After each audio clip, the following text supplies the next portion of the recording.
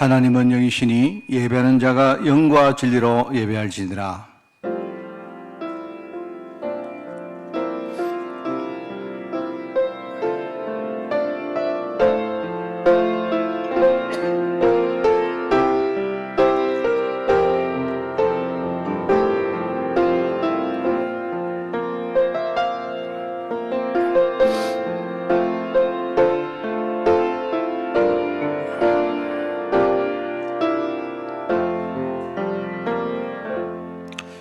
여호와께서 우리를 위하여 큰 일을 행하셨으니 우리는 기쁘도다. 여호와여, 우리의 포로를 남방 시내들 같이 돌려보내소서. 눈물을 흘리며 씨를 뿌리는 자는 기쁨으로 거두리로다. 하나님 아버지, 감사드립니다. 오늘 또 귀한 이 성일날 하나님 앞에 예배할 수 있도록 우리에게 은혜 주시고 또 특권을 주시니 너무 감사드립니다. 하나님, 오늘 여러 가지 현실과 환경을 생각하면서 그 모든 것을 우리가 넘어서는 하나님의 능력으로 무장할 수 있도록 저희들 축복하시고, 오늘 하나님 말씀을 우리가 정말 듣고 마음으로 받아 우리가 정말 우리의 삶 가운데 그 말씀을 실제로 따라가는 한 주간 될 수 있도록 저희들 축복하여 주옵소서.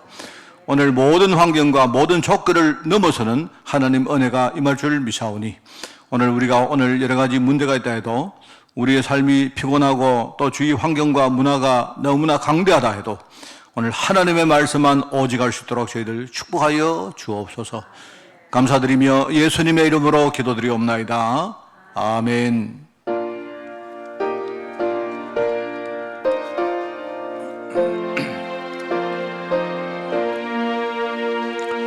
이 천지간 만물들아 복 주시는 주 여호와, 전능성부 성자 성령 찬송하고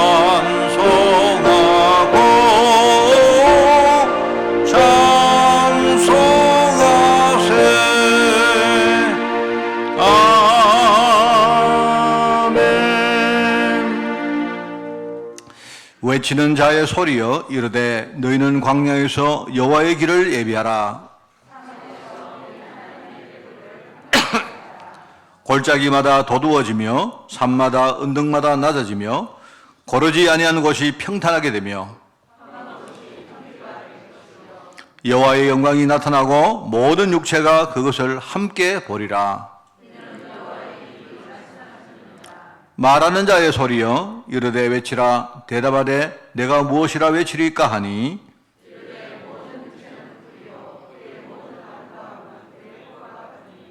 푸른 마르고 꽃은 시들면 여호와의 기운이 그 위에 불미라. 이 백성은 실로 풀이로다.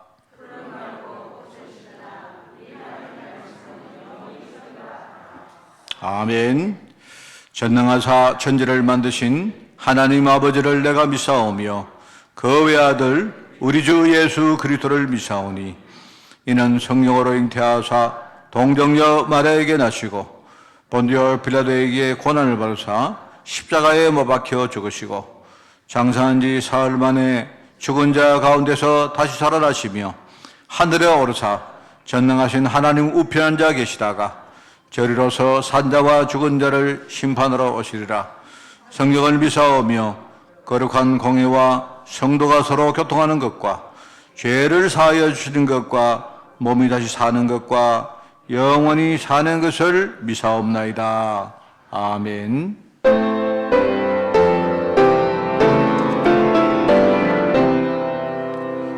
내 주는 강한 성이요 방패와 병기 되시니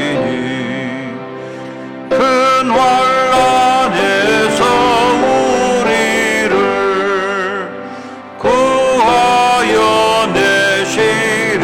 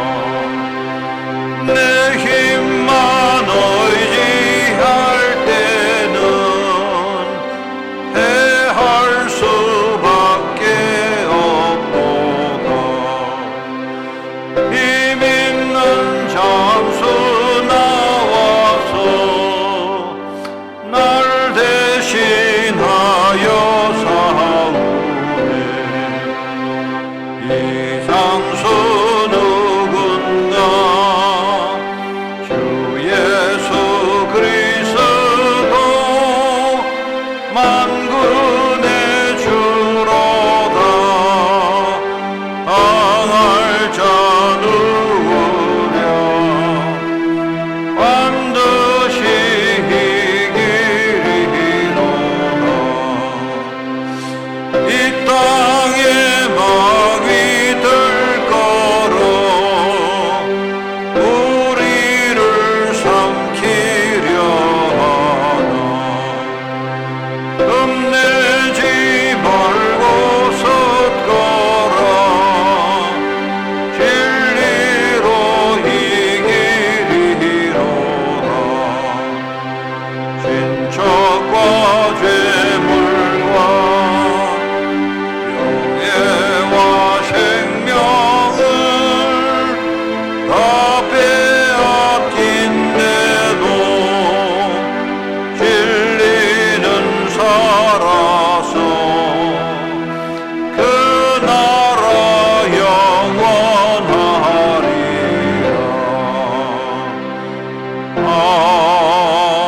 아멘.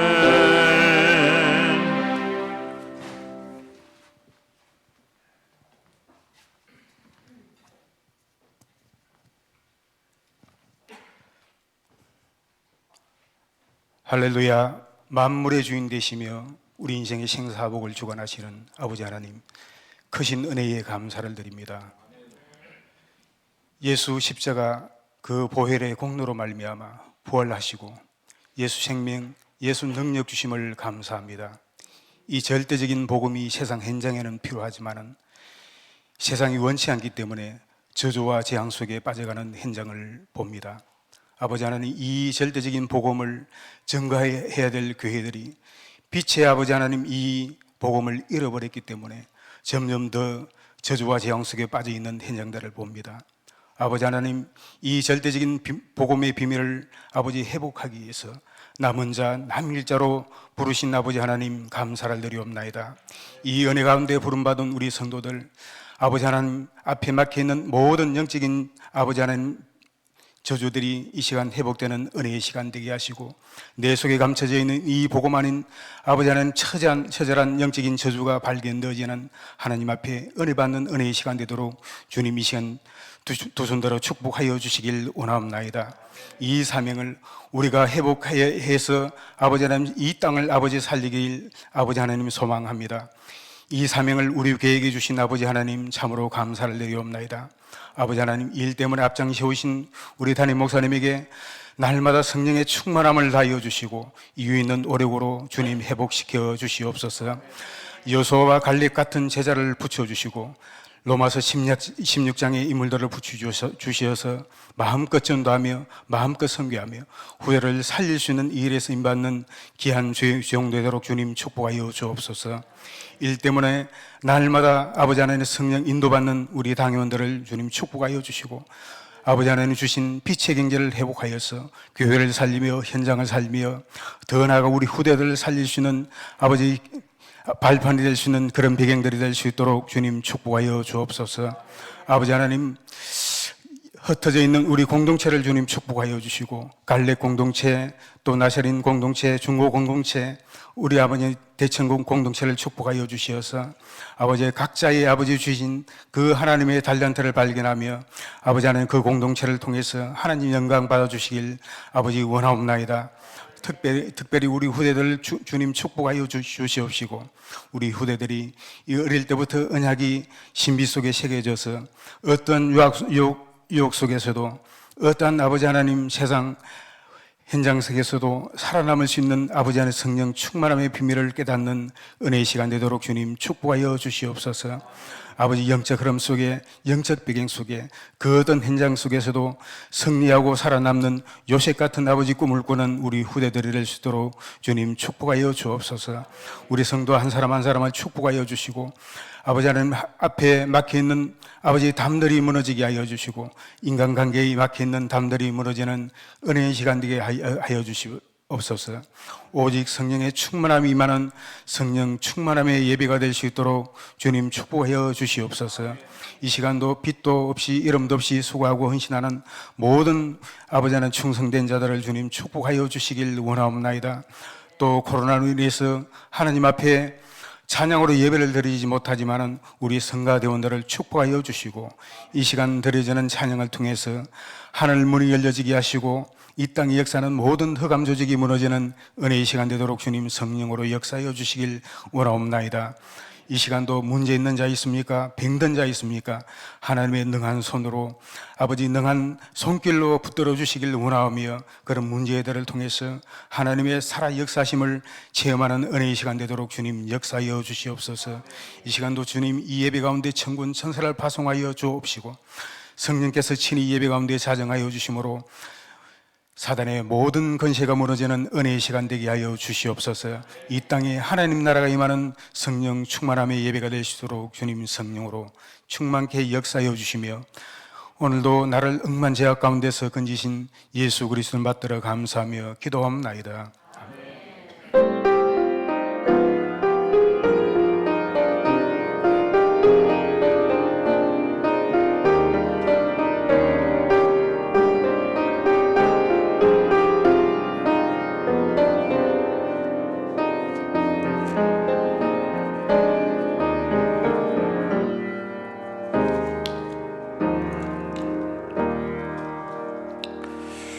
봉독할 하나님의 말씀은 창세기 17장 1절에서 8절까지의 말씀입니다. 창세기 17장 1절에서 8절 제가 가진 성경으로 구약 성경 19쪽에 말씀이 나옵니다. 창세기 17장 1절에서 8절을 제가 봉독을 합니다. 아브라함이 99세 때에 여호와께서 아브라함에게 나타나서 그에게 이르시되 나는 전능한 하나님이라 너는 내 앞에서 행하여 완전하라.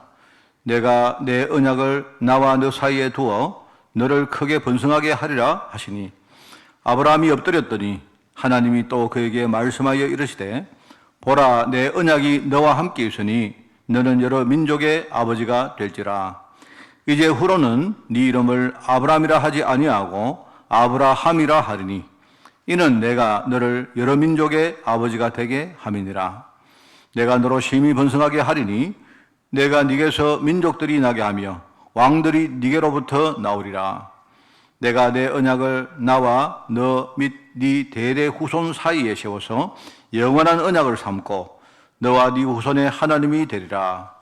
내가 너와 네 후손에게 네가 거류하는 이 땅 곧 가나안 온 땅을 주어 영원한 기업이 되게 하고 나는 그들의 하나님이 되리라. 아멘. 이 시간 우리 찬양을 하나님께 공 돌리겠습니다.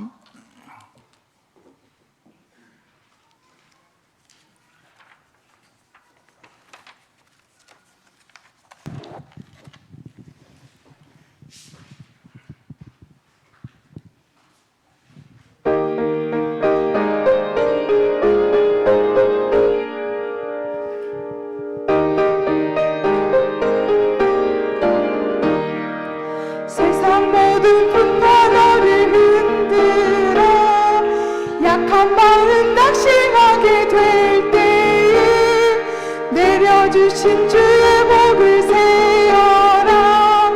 주의 큰 신복을 내가 알리라. 받은 복을 세어 모아라. 큰 신복을 내가 알리라. 받은 복을 세어 모아라. 주의 큰 신복을 내가 알리라. 세상 근심 걱정 너를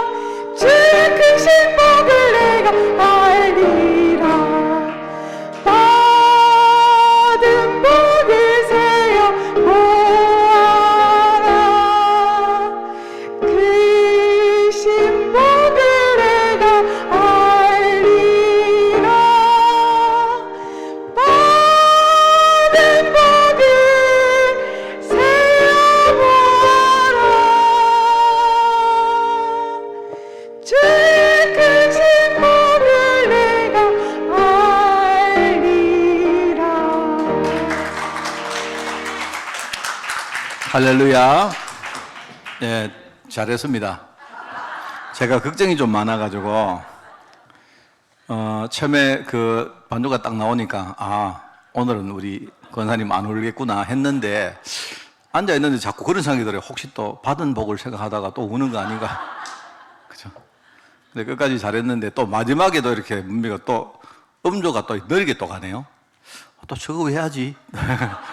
네, 그렇습니다. 하여튼 은혜 가운데 너무 감사하고, 성가대가 참 이렇게 어려운 가운데 지금 이렇게 해 나가는데요. 우리 찬양대회에서 여러분이 많이 기도해 주시기를 부탁을 드립니다.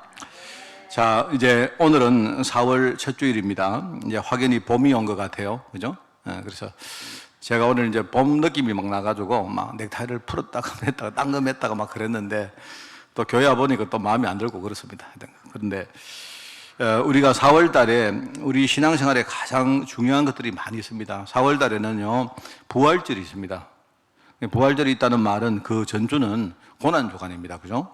말하자면 예수 그리스도의 십자가 그리고 부활, 이게요, 이 복음의 가장 핵심이거든요. 여러분 그거 아셔야 됩니다. 그죠? 그래서 십자가에서 죽으시고 3일 만에 부활하셨다 하는 이 사실을 우리가 기념하는 주간인데, 근데 이제 뭐 기념은 누구나 하지만 이 의미를 아는 사람들이 잘 없어요, 정말. 그리고 알아도 실제로 이 의미의 이 메시지를 우리가 붙들고 사는 것도 참 어렵고요. 예수님 당시에 제자들 조사도 이 사실을 아무도 몰랐습니다. 한 번 더 말합니다. 그리스도의 십자가를 통해서 하나님 떠난 모든 인류에게 이제 하나님 만나는, 또 하나님의 축복을 누릴 수 있는 길이 생긴 겁니다. 처음으로 그런 겁니다. 처음으로. 에덴 동산에서 하나님 떠난 이후에 진짜 처음으로 뭡니까? 하나님 만날 수 있는 길이 열린 거예요. 그리고 사람들이 하나님을 떠나다 보니까 이제는요, 결국 죄 문제가 사람에게 와진데, 이 죄 문제를 인간의 힘 가지고 어떻게 할 방법이 없는 겁니다. 이 죄 때문에 저주가 오는데, 말하면 저주에서 아예 처음부터 벗어나지를 못하는 거예요. 근데 예수님께서 뭐 그 사이에는요, 사람들이 그 죄 문제를 해결해 보려고 막 별의별 수를 다 써도 그게 그냥 일시적이거나 뭐 그랬지, 실제 죄 문제를 해결이 안 됩니다. 근데 예수님께서 완전하고 영원한 속죄의 문을 여신 것입니다. 여러분 알지 않습니까? 그게 바로 이 그리스도의 십자가입니다. 그리고 몰랐는데, 그죠? 이 모든 것을 실제로 이렇게 뭡니까? 기획하고, 실제로 뭡니까? 이것을 해나간 그런 많은 존재가 있는데요. 그게 흑암이거든요. 예수님이 십자가 지실 때요, 이 흑암 권세가 완전히 이제 끝장난 겁니다. 그게 바로 복음입니다. 예수 그리스도의 십자가입니다. 그리고 거기서 끝낸 게 아닙니다. 예수님이 조용히 그냥 죽으시고 끝내시고 그냥 끝나신 게 아니고요. 3일 만에 부활하심으로 이 사실을 알린 겁니다. 선포한 겁니다. 쉽게 말하면 죽음과 지옥 권세를 내가 완전히 끝냈다라는 사실을요, 온 세상에 선포한 사실이 그게 부활입니다. 많은 사람들이 말합니다. 목사님, 복음이 뭡니까? 뭐 복음에 대해서 우리가 많은 설명을 할 수 있지만요, 이 복음의 핵심은 몇 가지가 있는데요. 첫째는 뭐냐니까 이게요, 부활입니다. 부활. 그러니까 부활이 있기 위해서는 뭡니까? 다시 살아나려고 하면 죽어야 되잖아요. 그래서 1년의 십자가와 부활은 한 1년의 사건입니다. 그죠? 그리고 의미는 바로 조금 전에 말했던 그 내용이다 말입니다. 그런데 거기서 끝난 게 아닙니다. 예수님께서 십자가 지시고 부활하시고 끝낸 게 아니고요, 뭘 하셨느냐? 성령으로 우리에게 오신 것입니다. 그 성령으로 오시기 위해서 뭡니까? 바로 하늘로 성천에 올라가신 겁니다. 그것도 1년의 사건입니다. 왜요? 육신을 입고 계시는 예수님이 이 땅에 계시면 안 되니까 하늘로 올라가시고 이제는요, 영으로 우리에게 오신 거예요. 이게 여러분 이걸 아셔야, 아 그렇구나, 이 복음은 뭐냐니까 우리 인생의 모든 게 진짜 끝났구나. 거기서 끝내는 게 아니고요, 지금 성령께서 정말 우리와 함께 계시는구나. 이 성령은 하나님이시구나. 이분이 눈에 안 보이시면 시공간을 초월하시면서 우리와 함께 계시는 거예요. 그게 말하면 하나님의 능력이 우리가 하는 모든 곳에 임하는 겁니다. 그거를 알아야 돼요. 그러면서 또 한 가지가 있습니다. 그러면서 성령께서 진짜 구체적으로 하시는 일이 있는데, 그게 뭐냐니까 재림에 오실 지금 시간표를 그죠? 이끌어가고 있는 겁니다. 그 재림에 오실 시간표는 뭐냐니까 이 땅에 진짜 이 복음이 다 증거되는 그날 비로소 끝이 올 것이고 그날에 다시 오실 것을 우리에게 약속을 했습니다. 말하자면 이 세계 복음화와 재림은 1년의 또 사건입니다. 우리가 지금 알고 있는 이 복음의 핵심이 그겁니다. 그러면 이 사이에 있는 많은 사건과 우리 인생은 전부 다 뭐냐? 그거는요, 전부 다 과정에 불과해요. 하나님이 언약을 이루어 가시는요, 도구에 불과한 겁니다. 여러분에게 어려움이 와도, 여러분에게 문제가 와도, 하나님은 지금요, 우리를 그 문제 통해서 언약 가운데 이끌어가는 겁니다. 이 말은요, 제가 여러분에게 뭐 그렇게 좋게 생각합시다. 이런 말이 아니라니까요. 우리가 막 그렇다고 생각하고 그냥 생각을 바꿉시다. 이게 아니고, 이거는요, 지금 정확하게 진행되고 있는요, 영적 사실을 말한 거예요. 그 안에 저와 여러분이 지금 있는 겁니다. 그 안에 저와 여러분이 오늘 우리 예배 드리는 거예요. 여러분, 우리 젊을 때 그런 이야기 안 듣습니까? 옛날에는요, 그냥 뭐 우리가 주로 하는 말이 어디 가서 뭐든지 많이 먹어라. 가리지 말고 많이 먹어라. 이렇게 하죠. 그게 이제 중요하긴 한데, 그런데 우리가 정말 중요한 걸 모르면요, 그러면 그거는 어떻게 보면 굉장히 우리를 해치는 말이 됩니다. 점점 나이가 들면 많이 먹는 게 중요한 게 아니고요. 우리가 젊을 때는 뭐든지 먹으면 소화가 되고 하니까 많이 먹으면 좋죠. 그래서 막 먹습니다. 짬뽕도 곱빼기 먹고, 어디 가도 말하면 짬뽕 곱빼기 먹고 나서 또 짜장면 한 그릇 더 먹고, 그런 거 자랑하고 안 합니까, 주로? 그런데 이게 이제 나이가 들면 뭐냐니까 우리 사람은요, 이 기능이라는 것이 한계가 있기 때문에 이제는요, 이 먹는 게 중요한 게 아니고 소화를 하는 게 중요한 겁니다. 옛날에 젊을 때는 다 소화가 됐기 때문에 그게 이제 문제를 못 느꼈는데 소화가 중요해요, 소화. 그런데 이제 소화가 막 끝이 아닙니다. 우리가 아무리 위장 기능이 좋아서 소화를 해도요, 몸에서 그 모든 뭡니까 영양소를요 흡수를 못하면요 아무 소용이 없어요. 근데 점점 이제 뭐냐니까 뭘 많이 먹고 잘 먹고 가리지 않고 먹는 게 중요한 게 아니고 내가 먹는 걸 얼마나 소화하느냐, 내가 소화한 것을 얼마나 진짜 내가 흡수하느냐 하는 게 중요해요. 그래서 이제 흡수에 도움이 되는 여러 가지 물질이 있고 기능이 있단 말입니다. 그런 것들을 우리가 꼭 먹어야 되고요. 그래서 많은 사람들이 비타민을 꼭 먹어야 된다. 이런, 예컨대 효소를 먹어야 된다. 그게 이제 소화와 흡수에 관계되는 여러 가지 물질이기 때문에 그런 겁니다. 여러분, 똑같습니다. 여러분이 지금 메시지를 많이 듣고, 훈련을 많이 받고, 여러분이 그게 중요한 게 아니고, 오늘 내가 정말로 하나님이 주신 이 언약의 말씀, 마구잡이로 먹는 게 아니고 말입니다. 마구잡이로. 진짜 중요한 핵심적인 말씀이 뭡니까? 이걸 여러분이 깨달아야 되고 그 속에 하나님이 오늘 나와 교감하시는 중요한 음성을 여러분 들어야 돼요. 만약에 여러분이 그거 할 수 있다면요, 주일에 여러분이 메시지 여러분이 예배 한 번만 더 들어야 됩니다. 제대로 할 수 있다면요. 우리가 그걸 잘 못하니까 또 이렇게 하고 저렇게 하는 거죠. 그래서 여러분이 예배 시간에 이게 하나님 언약의 메시지가 뭔지, 이거는요 하나님의 계획 중의 계획이거든요. 이 속에 내가 있다는 사실을 하나님 깨닫게 하시는데, 그렇구나. 지금 십자가와 부활 사건을 통해서 우리의 모든 건 이미 다 끝났구나. 그러면서 뭡니까? 지금 성령께서 우리 안에, 우리와 함께 계시는구나. 그러면서 이분이 뭐하고 계시느냐? 나를 세계복음하는 그 일에 이끌어가고 계시는구나. 그게 알고 보니까요, 주님이 재림에 오시는 시간표구나.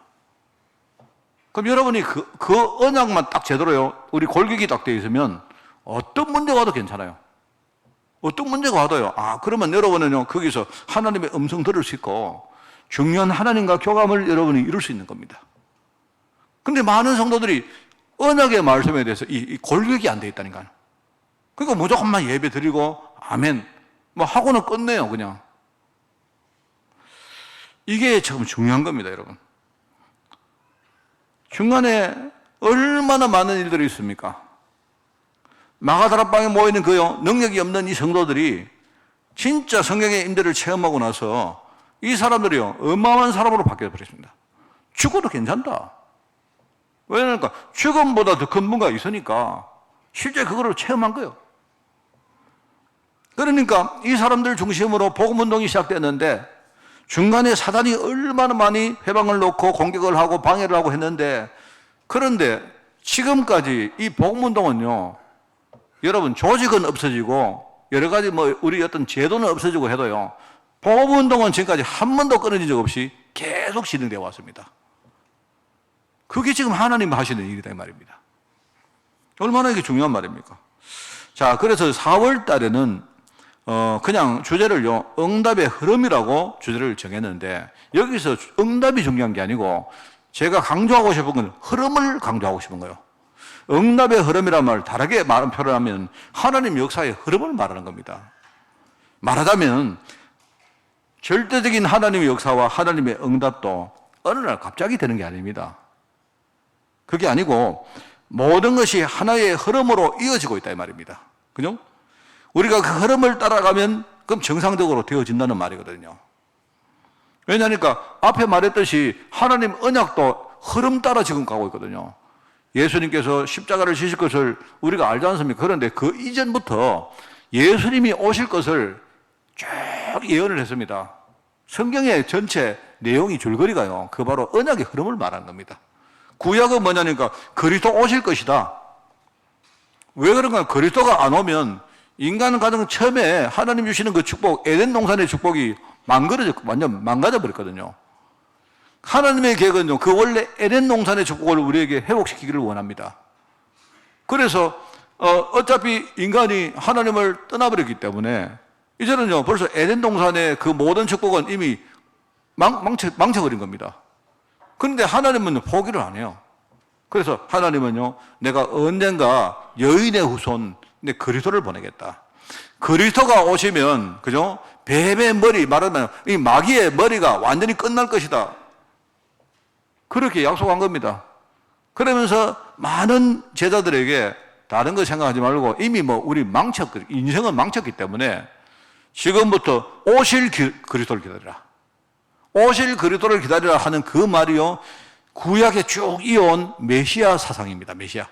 메시아란 말은요, 그리스도란 말하고 같은 말이라 했죠. 그리스도란 말은요, 헬라어고 메시아란 말은요, 히브리어 그 차이입니다. 기름 부음 받은 자 올 것이다. 그러면서 여러 가지 사건과 이런 걸 통해서 계속 그 말씀을 하시는데요, 구약에 쭉 흘러가는 내용이 뭐냐니까 가나안 땅으로 들어가라. 가나안 땅으로 돌아가라. 근데 가나안 땅으로 들어가라. 그 이야기입니다. 그래서 여러분, 구약은 보면 가나안 땅으로 가는 사건이 크게 3번 나온다 했잖아요. 그 이야기 아닙니까? 그죠? 여러분이 그렇게 쭉 흘러왔는데 어느 날 때가 차니까요, 그리스도가 이 땅에 오신 겁니다.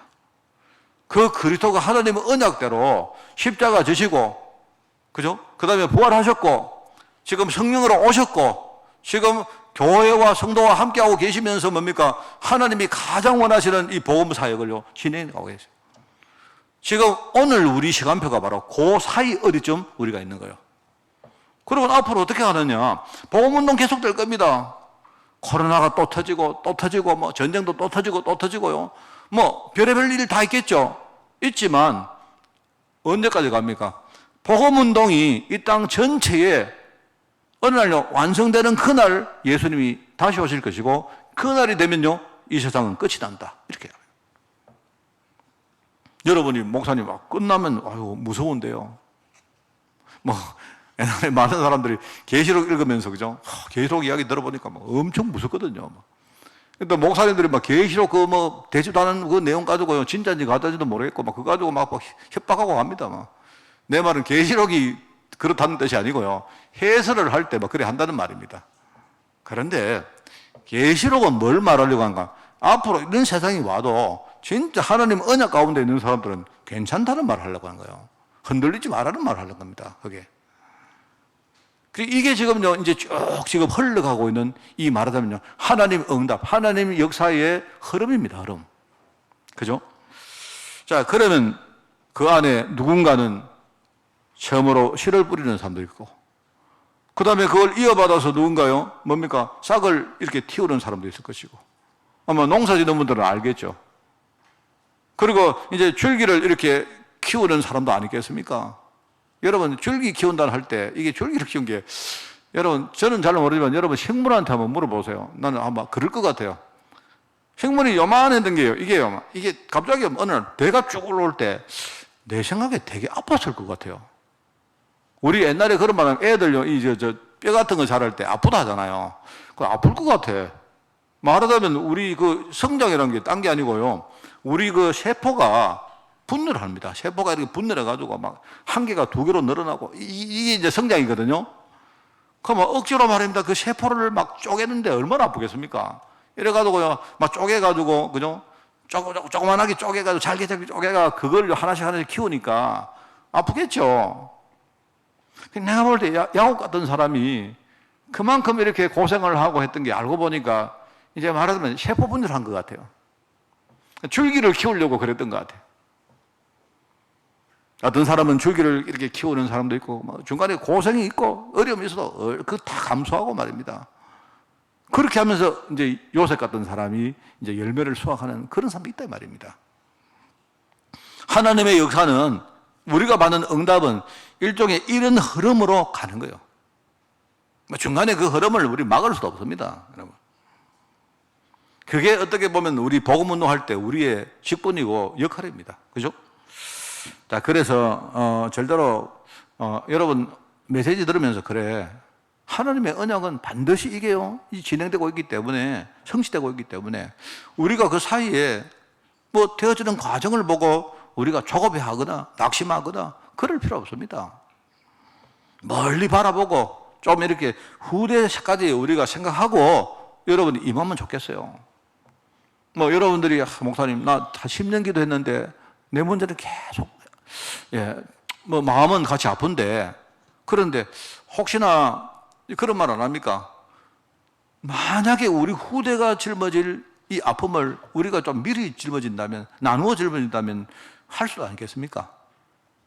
그죠? 만약에 우리 후대가 내가 짊어질 이 아픔을 만약 10배를 짊어져야 된다면요 내가 미리 조금 이렇게 내가 나누어서 짊어지는 것도 의미가 있는 일이 아니겠습니까? 저는 그거 여러분에게 내가 설득하는 말처럼 듣지만 나는 그게 맞다고 생각합니다. 낭심할 필요 없는 겁니다. 그러면서 또 반대로 우리가 게으르게 말입니다. 오늘을 또 낭비하면 안 돼요.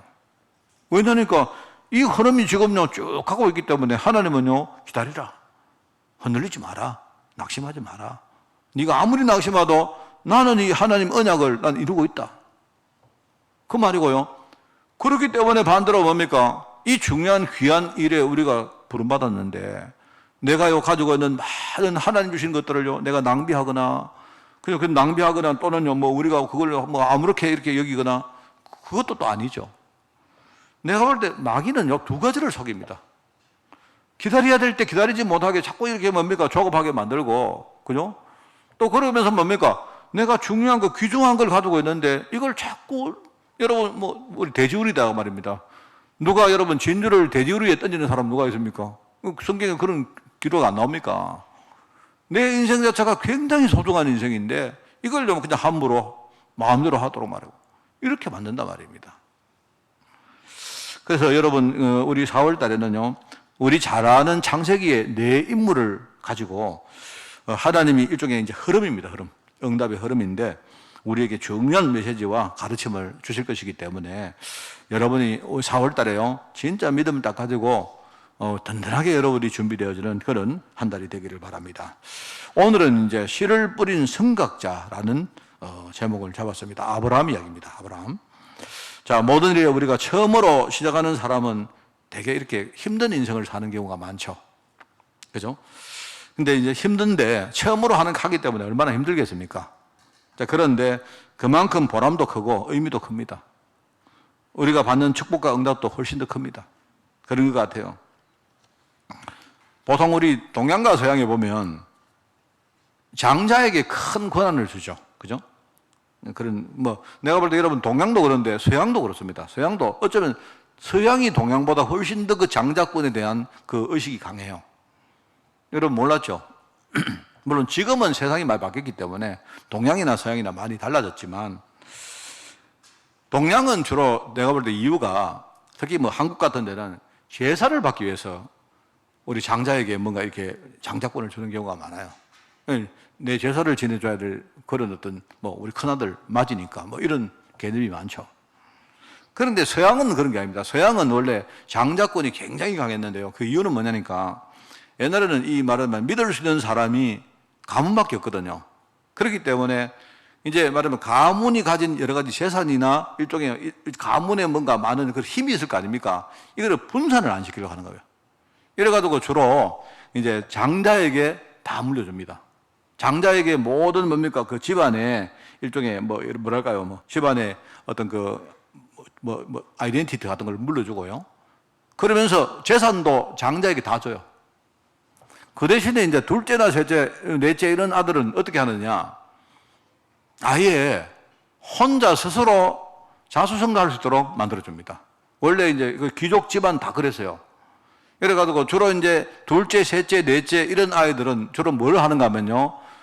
성직계로 보냅니다. 성직계. 여러분 대부분의 성직자들이요. 맞이가 아니고 차자들이 갑니다. 차자들.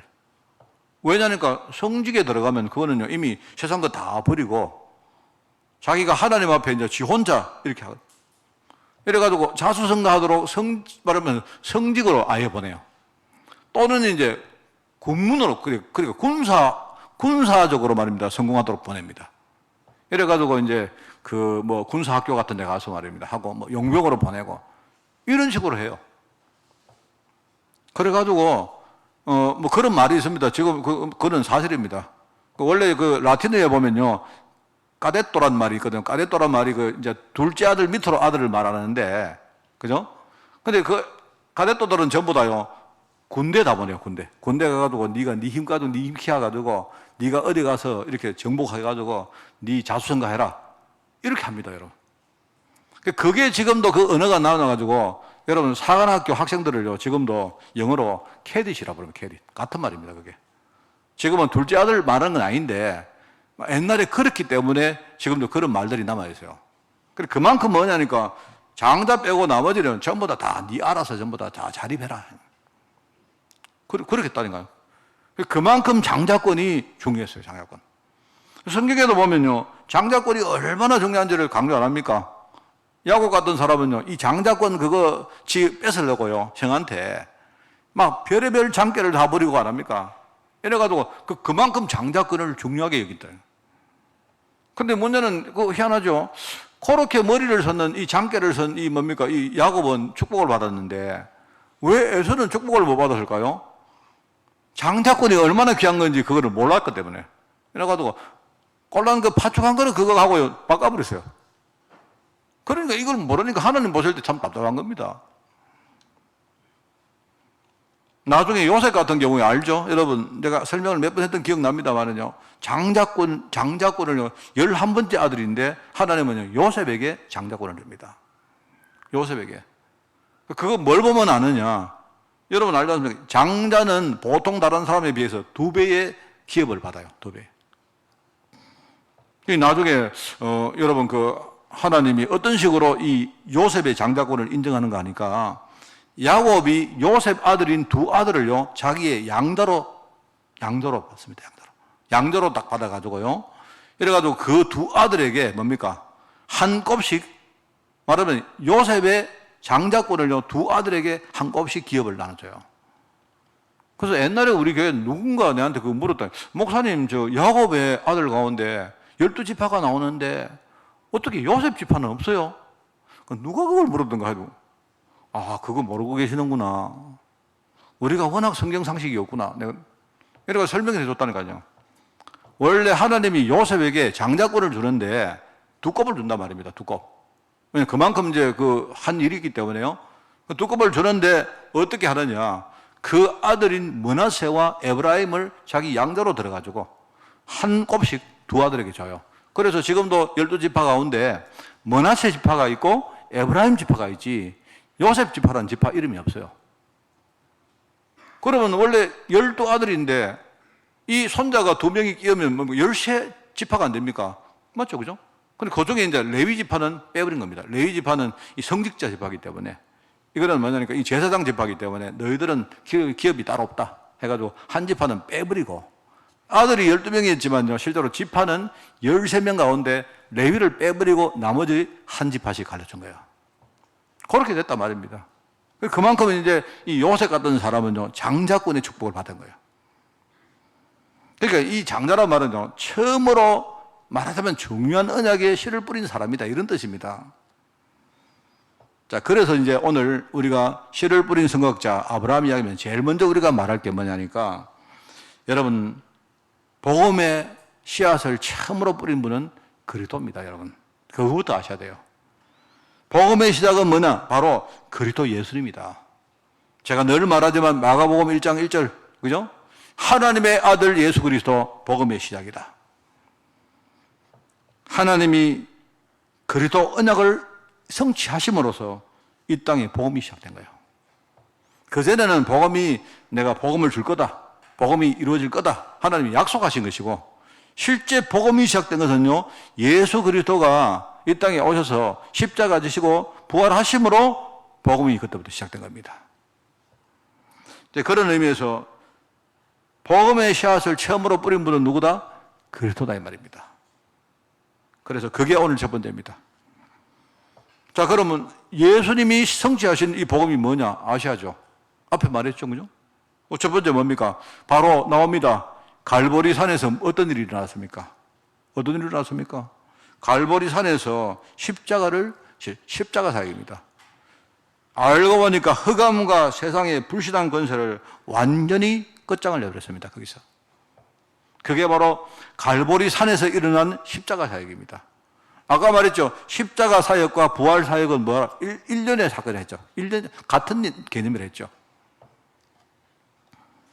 그러면서 거기서 끝낸 게 아니고 부활 이후에 제자들을 감람산으로 보내, 감람산에. 예수님께서 부활하신 이후에 제자를 감람산으로 모아가지고 뭘 말하느냐. 이거는요, 너희들 모든 거 끝났다, 이 말씀을 하시려고 하는 게 아니고 조금 더 이제요, 미래 얘기를 하는 겁니다.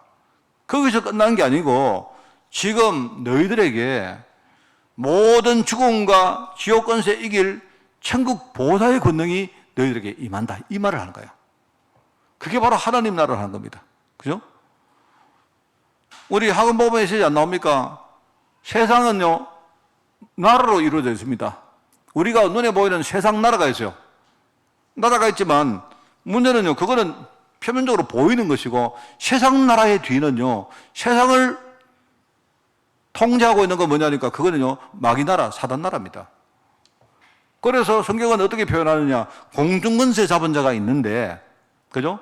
공중권세 잡은 자가 있는데, 이 존재가 세상 임금으로 군림하고 있고, 사람들을 지금요, 막 마음대로 자기가 막 이렇게 사람들을요, 그 종으로, 노예로 막 마음대로 이렇게 뭔가 그 사람들을 막 이렇게 이용한단 말입니다.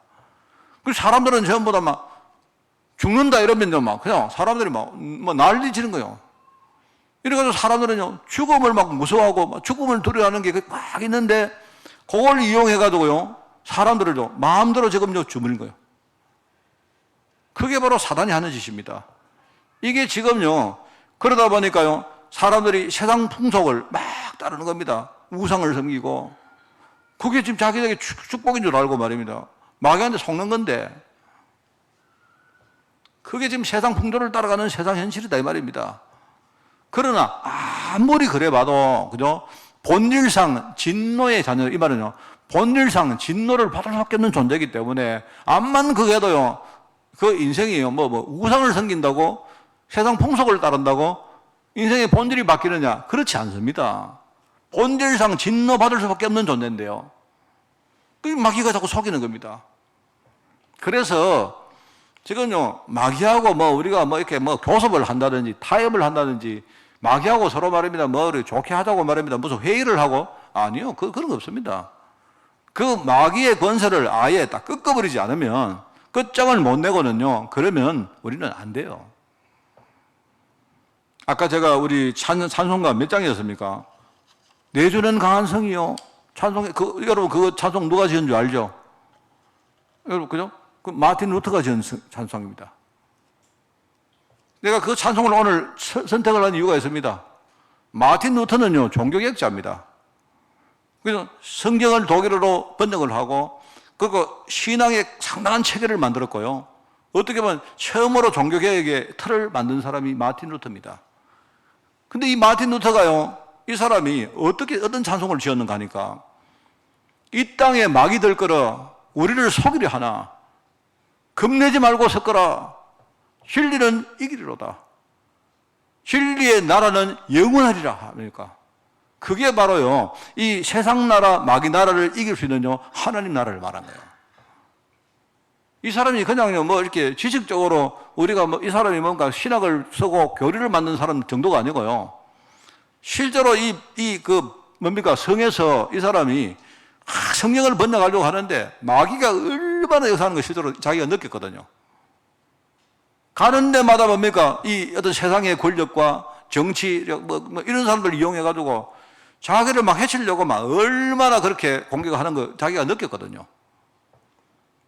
그래, 이제 뭐 그게 진짜인지 가짜인지 모르겠습니다만, 이 사람은 그 바르트부르트 성에서 말입니다, 성경을 번역하고 있는데 마귀가 하도 그래가지고 막 그 너무 시달려가지고요, 마귀를 쫓는다고 막 잉크를 막 던졌다 안 합니까? 그래가 잉크가 뭐 벽에다가 막 튀가지고 이랬는데 누가 이렇게 뭡니까, 그것도 나중에 기념한다고 그 벽을 또 띄갔다나요? 우리 애들 랩런트하고 다 우리 그 성에 가봤잖아요. 저는 너무 많이 가가지고 제가 그런데, 저는 생각할 때 그거 다 지낸 소리 같아요. 저는 별로 그런 거 안 죽는, 그런 건 안 믿고요. 그거는 이야기에 불과한 거라고 생각하고, 중요한 건 뭔가 이 마틴 루터가요, 진짜 뭔가 이 복음운동 하려고 하니까 사단이 얼마나 역사하는지 자기가 실제로 느꼈거든요. 그런데 거기서 뭐라 합니까? 겁내지 말고 섞어라. 진리는 이기리로다. 그 제일 먼저 그 나라가 무슨 나라입니까? 하나님의 나라. 그 하나님의 나라는 절대로 사단 나라가 못 이깁니다. 이걸요, 찬송을 가지고 탁 얘기하는데 얼마나 복음입니까? 여러분, 다르게 말하면요, 이게 지옥 배경입니다. 세상 나라라는 말이요, 전부 다 알고 보면요, 그 배경 자체가 지옥 배경입니다. 그 지옥 배경이 지금요, 우리 뒤에 딱 있는데, 그러면 하나님은 우리에게 주신 축복이 뭐냐? 지옥 배경을 이기는요, 하늘 보호자 배경을 우리에게 주신 거예요. 그게 바로 감람산에서 지사들에게 설명되어진 내용입니다. 40일 동안 이 말씀하신 거예요. 그러면서 너희가 진짜 성령 충만 받아서 권능을 가지면 딴 것까지 복음 증인될 것이다, 이 말한 거예요. 성령 충만 받아서 이제 그 실제로 그 마가다락방에서 성령 충만 받았죠. 성령 충만 받고 나니까 뭡니까? 5가지 시간표가 됐다는 말이잖아요. 그러니까 5가지의 실제 하나님의 능력을 체험했고, 나중에 5가지 문이 열린 겁니다. 자, 이 설명은 하도 많이 했기 때문에, 목사님 5가지 뭔데요? 다른 분한테 물어보세요. 이게 실제로 이 사람들이 성령 충만 받아서 마가다락방 사역에 실제로요, 여기에 동참한 겁니다.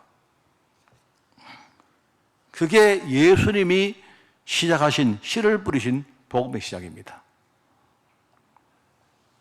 자, 여러분이 지금요, 목사님 정리가 잘 안 되는데요, 그럼 난 잘 안 믿기는데요, 그거는 상관없습니다. 그게 상관없고요, 이거는 지금요, 정확하게 지금 이루어져 가시는요, 하나님의 지금 언약의 사실들입니다. 자, 그리고 두 번째는 이제 이 복음의 씨를 뿌리는 전도자 현장마다 하나님은요, 제일 처음에 복음의 씨를 뿌리는 분이 누구냐? 그리스도 예수님이시기 때문에 하나님이 그 현장마다 특별한 축복을 주셨다. 제가 그 성경에 보면 씨 뿌리는 이야기가 많이 나옵니다. 씨 뿌리는 이야기가 많이 나오는데, 제가 이제 기도하면서 씨 뿌리는 그 내용을 한 3가지를 제가 여러분에게 소개하겠습니다. 제일 처음에 나온 게 이제 시편 126편입니다. 거기 보면 눈물을 흘리면서 씨를 뿌리는 전도자는 기쁨으로 거두며 나중에 곡식단을 가지고 돌아올 것이다. 왜 눈물을 흘리겠습니까? 내가 볼 때 왜 눈물을 흘리겠습니까? 제 생각에. 여러분, 그 처음으로 씨를 뿌릴 때는요, 얼마나 그게 고통이 되는지 몰라요. 아까도 말했지만 아마 처음으로 씨를 뿌리는 그런 사람들은요, 아마 그 다음 사람보다 몇 배나 아마 힘들고 그럴 겁니다. 그게 눈물 흘린다는 말이 우리가 이해되잖아. 내가 씨를 뿌리는데 이 씨가 언젠가 이게 열매를 맺을지 그것도 잘 모르겠고 말입니다. 이 눈앞에 보이는 것도 없는데 미래를 소망하고 씨를 뿌리는 거 아닙니까? 씨를 뿌릴 때에 얼마나 우리가 힘들겠어요? 씨를 뿌릴 때에 얼마나 방해를 많이 하겠습니까? 제가 옛날에 들은 이야기들 보면 씨도 보면 우리가 먹는 곡식이 있지만요, 그 다음 해를 위해서 종자를 이렇게 보관을 해야 될 그런 또 씨도 아니십니까? 근데 보릿고개가 오면 얼마나 갈등되겠습니까? 당장 먹을 음식이 없는데, 그런데 지금 먹을 음식이 없는데 말입니다. 그런데 내년을 위해서 파종할 뭔가 씨는 또 남겨놔야 될 거 아닙니까? 우리 자식들이 말입니다. 아빠 배고파, 엄마 배고파 이러면요, 아마 많은 우리 농사꾼들이 갈등 안 하겠습니까? 지금 당장 굶어 죽는다 하는데, 그럼에도 불구하고 그거를 참고 기다리고 인내했다가, 그죠? 어느 날 이제 봄 돼가지고 씨앗을 말입니다 뿌릴 때, 제가 볼 때 눈물 정도가 난 피눈물이 날 것 같아요. 이게 지금 뿌리는데 이게 지금요 그냥 이게 나중에 날지 안 날지도 모르고, 만약에 여러분 이 씨를 뿌리는데 갑자기 참새가 와가지고 쪼아먹었다, 아마 죽이고 싶겠습니까? 정말 그거는요 우리 생명 같은 곡식인데 안 그렇겠어요? 그거를 기다리면서 참으면서 씨를 뿌리잖아요. 그런데 하나님은요 반드시 기쁨으로 거두고 나중에 곡식단을 가지고 돌아올 것이다. 여러분 이런 것 같아요. 씨를 뿌리는 사람은.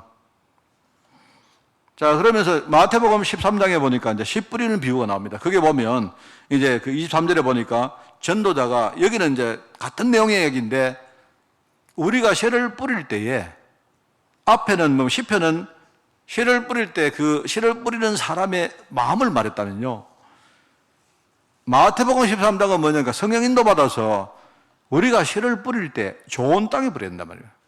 좋은 땅에 씨를 뿌리면 30배, 60배, 100배의 열매가 나온다 이 말입니다. 여기는 핵심이 뭐냐, 옥토를 봐야 돼. 옥토에 뿌려야 된단 말입니다.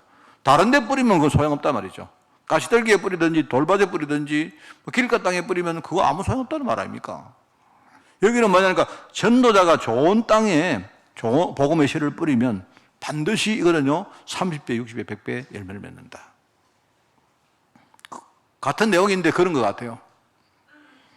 여러분이 우리가 복음운동할 때 여러분 정말 이렇게 인내하시고 기다리시고 또 내가 헌신하시고 해야 됩니다. 해야 되는데, 그것과 함께 또 한 가지가 뭐가 있는가 하니까 하나님 인도를 잘 받아야 돼요. 하나님이 정말로 지금 예비된 사람을 여러분이 만나면요, 그러면 반드시 열매가 나옵니다. 자, 그러면서 이제 그 과정 속에 일어나는 많은 일들을 말하는 거죠. 그게 이제 고린도전서 3장 6절부터 9절까지 말씀입니다. 요 내용은 뭐냐니까 이런 겁니다. 고린도 교회가 복음운동 하는데 자꾸 갈등하는 겁니다. 누가 잘했느냐, 누가 못했느냐, 누가 대단하냐, 이제 이런 한 겁니다. 우리도 그런 거 많이 겪지 않습니까? 그죠? 자, 그런데 그 이야기를 들은 바울이 이제 거기에 대해서 이야기하는 겁니다. 사람들이 자기를 굉장히 추종을 하지만, 그러나 나는 내가 씨를 뿌렸을 것이고 아볼로는 물을 준 것이지 실제로 키우시고 자라나게 하신 분은 하나님 아니시냐. 그냥 우리가 그냥 심부름 하는 게 불과한 거지 결과적으로 하나님이 하신 거 아니냐. 아볼로는 뭐고 바울은 뭐란 말이냐. 그 교회가 말입니다. 아볼로파, 바울파 이래가지고 그냥 그런 것 때문에 서로 갈등하고 하니까 그 말씀하는 거거든요. 자, 그러면서 9절에 보니까 이런 말을 합니다. 우리는 하나님께 부름받은 사람, 하나님께 쓰임받은 복음운동에 쓰임받은 사람 아니냐. 그렇게 본다면 우리가 하나님의 동력자고 우리가 하나님의 밭이고 하나님의 집이 아니냐. 하나님이 일하시는 밭이고 하나님이 사시는 거하시는 집이 아니냐. 이걸 모르니까 자꾸 사람들이 말합니다. 인간적으로 바라보고 어떤 우리 행동을 중심으로 생각하고 그렇게 하는 거죠. 여러분, 전도자가 진짜 우리가 복음의 씨를 뿌리면요 하나님이 특별한 축복을 주시는데, 그러면 정말 여러분 부활 생각해 보세요. 부활은요 죽었던 것이 다시 살아나는 걸 말한 겁니다. 그죠? 창조가 이루어진 그 영적 상태가요 재창조의 능력으로 지금 회복된 걸 말한 겁니다. 여러분이 복음 뿌리면, 복음을 진짜 전하면요, 무엇이든지 회복되어지는 축복을 주십니다. 그 이야기입니다. 조그마한 그 씨앗이 나중에요, 큰 어떤 곡식단이 돼가지고 돌아온다 이 말입니다. 말하자면요, 예수님의 부활과 십자가와 부활 속으로 우리를 초청하신 거예요.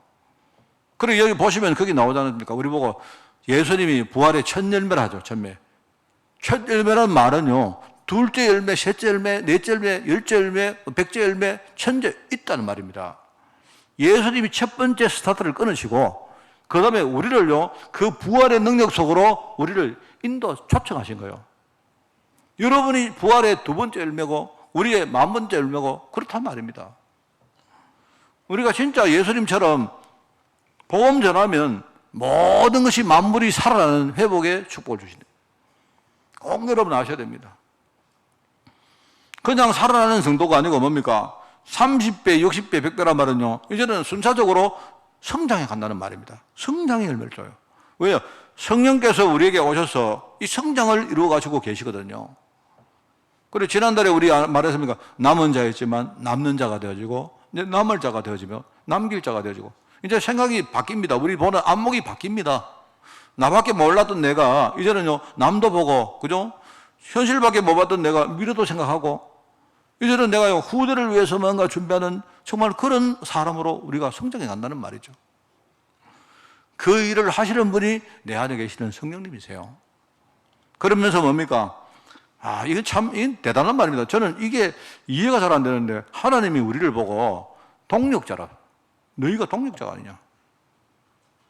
참 그게 이해가 가죠. 전도라는 말은 지금요, 세계복음화가 진행되어지고, 이 세계복음화는요, 재림에 오시는 주님의 시간표를 우리가 지금요, 밟아가는 시간표인데, 그 사이에 주시는 이 전도, 세계복음화라는 게 이게 뭐냐니까, 하나님이 내가 할 수 있지만, 내가 다 할 수 있지만, 너를 내가 너무 좋아해서 내 이 전도라는 축복 속에 너를 내가 같이 하자. 이런 거예요. 이 말입니다, 여러분.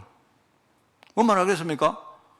하나님이 네 힘이 있어야 전도하겠다. 그게 아니고, 네가 아니면 전도 못 하겠다. 그게 아니고요. 우리가 진짜 전도를 할 수 있기 때문에 우리를 초청한 게 아니다 말입니다. 그게 아니고, 내가 다 할 수 있고, 내가 이미 다 해놨고, 네 필요 없는데, 근데 난 네 너무 좋아해가지고, 내가 내 지분 띄줄게. 니하고 같이 하자. 이런 겁니다, 여러분. 그게 동력입니다, 동력. 하나님이 이런 전도, 선교, 제자, 후대라는 축복 속으로 우리를 부르신 거예요. 우리가 진짜 복음의 혀를 뿌리면요, 이런 축복이 일어납니다. 얼마나 감사한지. 자, 그래서 오늘 이제 마지막으로, 우리 아브라함 이야기를 하고 오늘 말씀을 맺겠습니다. 자, 여러분이 막 그냥 성경 상식을, 지식을 배우는데 끝나지 말고, 여러분이, 저는 이런 말씀 드립니다. 혹시 여러분이 내가 우리 가문의 신앙 일대다. 제가 늘 말 안 합니까? 여러분이 신앙 일대라는 생각이 들면요, 그래, 나는 평생 내가 고생하더라도 우리 가문에 내가 복음의 씨앗을 뿌리겠다. 복음의 씨앗을 뿌리다가 만약에 내가 전혀 내가 축복을 못 누리고 심지어 내가요, 그것 때문에 굉장히 어려움을 겪어도 상관없다. 왜? 응답은 지금 흐름 속으로 지금 되어가고 있다니까요. 여러분이 그렇게 마음을 딱 먹으시기 바랍니다. 제가 늘 말하지만 저는 정말 제가 우리 집에 막내라는 이야기가 하나입니까? 저는 막내고요. 저는 막내이기 때문에 뭐 별로 이렇게 가정적으로, 인간적으로 존재 가치가 별로 없습니다. 저는 막내이기 때문에 그냥 저는 항상 내가 열심히 살고, 내가 잘 되어서 그냥 내가 어떻게 하고, 누구 내가 기대지 않고, 저는 그 생각만 했습니다. 그랬는데, 제가 복음을 알고 나서 생각이 바뀌었어요. 생각이 바뀌었는데, 교회를 우리가 다 가도, 진짜 하나님이 언약을 깨닫게 하신 거는 하나님이 제가요, 우리 가정에, 우리 가문에 제가 신앙 1대입니다. 언약 1대입니다, 제가. 이거는 내가 잘났다는 이야기 하려고 하는 게 아니고, 그걸 딱 알았어요. 그때부터 내 생각이 완전 바뀌었습니다.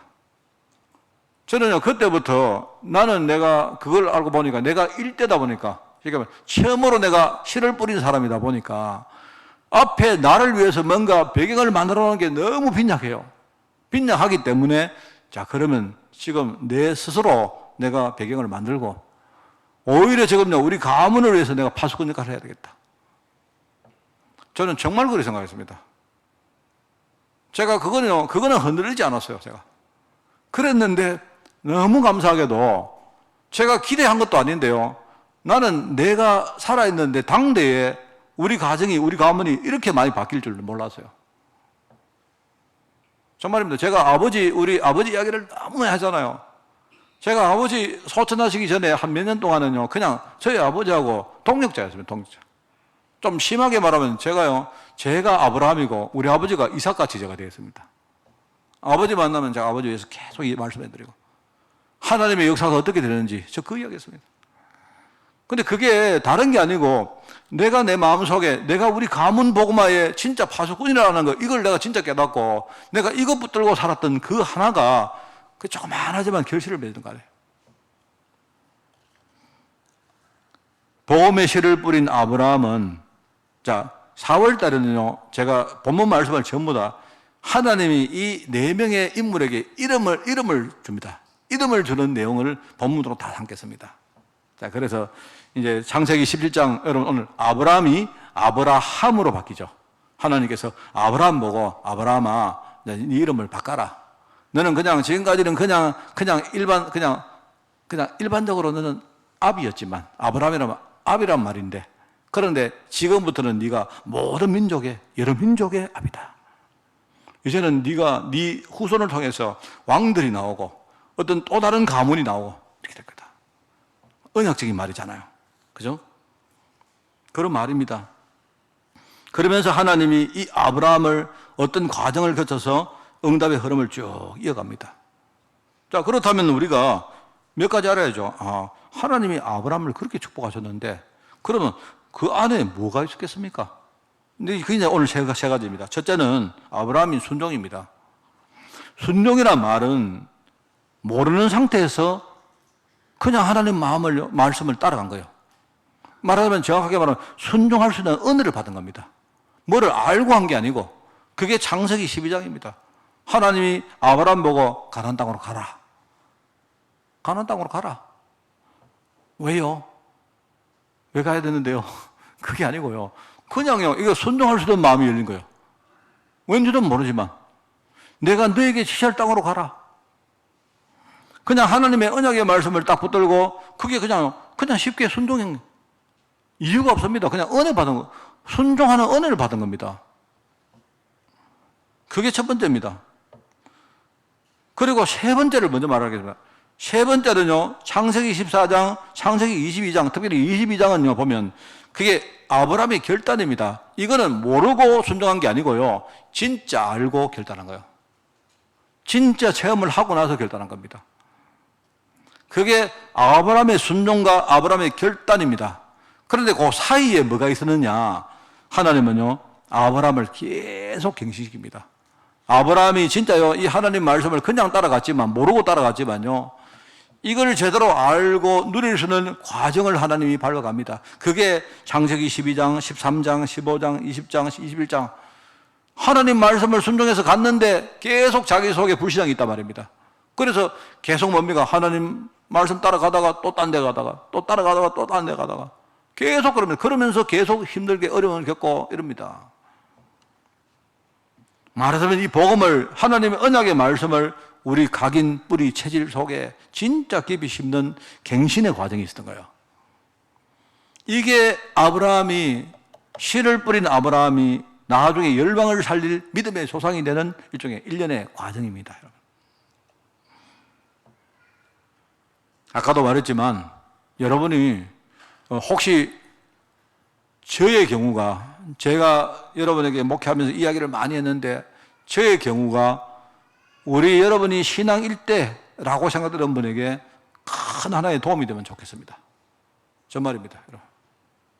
아마 사람마다 가정마다 다르겠지만 하나님은 우리 가문을 진짜 살리시려고요, 나를 먼저 불러가지고 언약 깨닫게 하시고 그 가문에 진짜 파수꾼의 생각을 주신 거예요.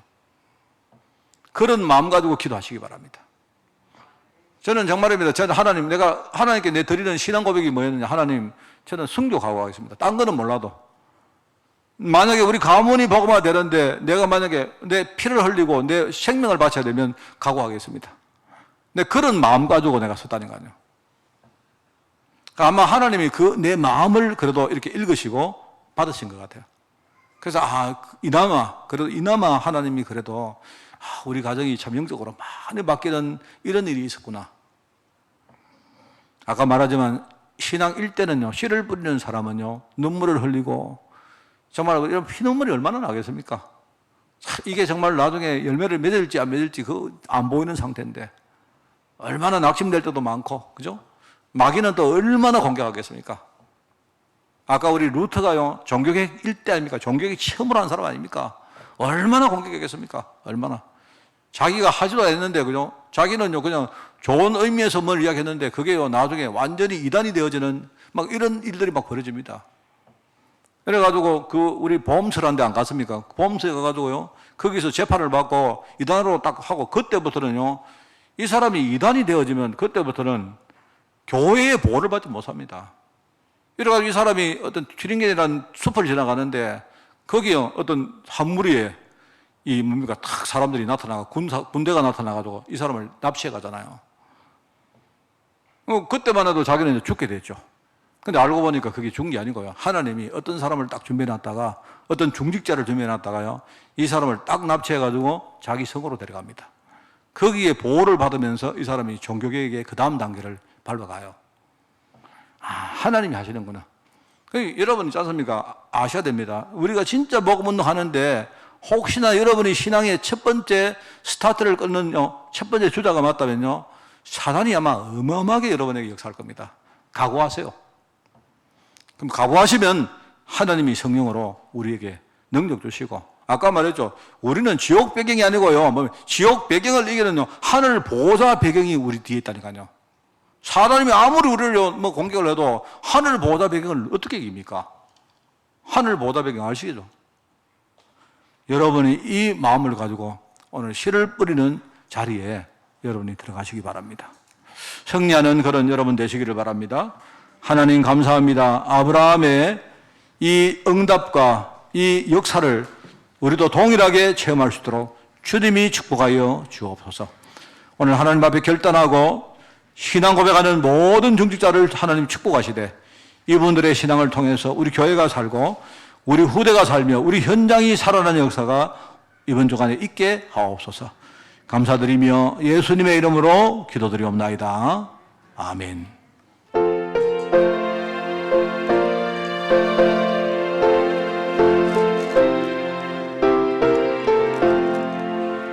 공중 많은 새를 보라, 농사하지 않으며 곡식모와 꽃가루 안에 들인 것이 없어도 세상 주가 나는 주님 죄를 먹여주시니 너희 먹을 것을 위해 근심할 것 무엇냐. 들의 백합화를 보라, 길섬수고 안에도 솔로몬의 입은 옷도 입고만 못하였네. 아궁 속에 던질 불도 빛이거든. 사랑하는 자녀들을 입히시지 않으랴. 너희들은 세상에서 무엇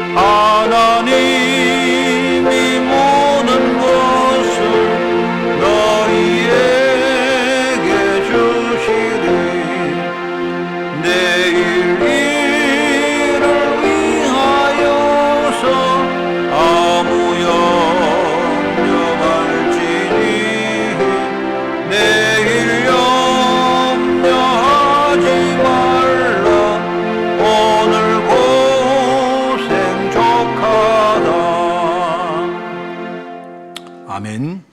행진 캠프를 합니다. 여러분 방역을 늘 생각하시고 그렇게 임해 주시기를 바랍니다. 17일 날이 부활주일입니다. 그래서 학습 세례 대상자가 있거든 신청을 해 주시기 바라고요. 제가 다음 주까지는 우리 이번에 성찬식에 대해서 결정을 하겠습니다. 다음 주간에 권사회 기도조 모임을 가집니다. 그리고 17일 날 3여전대 원래의 모임을 가집니다. 그리고 9일 날은 교회 방역 청소를 가야 1, 2캠프 팀들이 수고를 합니다. 오늘 경남 범정기노회입니다. 기도해 주시고요. 그 다음에 11일 날 전국 목사 장로 기도회 모임이 비대면으로 진행이 되어집니다. 14일은 2, 3, 7 세가족 사역자 훈련, 그 다음에 15일, 16일이 유럽 전도 집회가, 그리고 렘넌트 집회가 비대면으로 진행되어집니다. 이때 아마 우리 교회에서 함께 우리가 이렇게 참여하려고 합니다. 그리고 5월 6일 날 세계 선교대회가 비대면으로 진행되어집니다. 성도 동정입니다. 기도가 필요한 분들 많이 있기 때문에 여러분 건강 해외 직장군 그리고 또 산업 현장을 생각하고 이분들을 위해서 많이 기도해 주시기를 부탁을 드립니다. 캠프 통해서 하나님과 교회와 소통하는 축복을 한 주간 누리시기를 축원을 드립니다.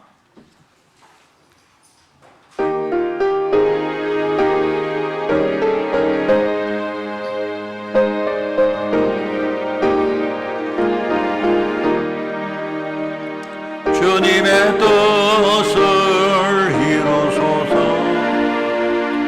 온전히 나를 주장하사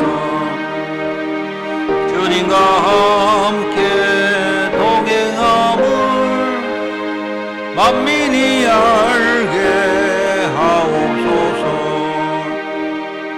아멘.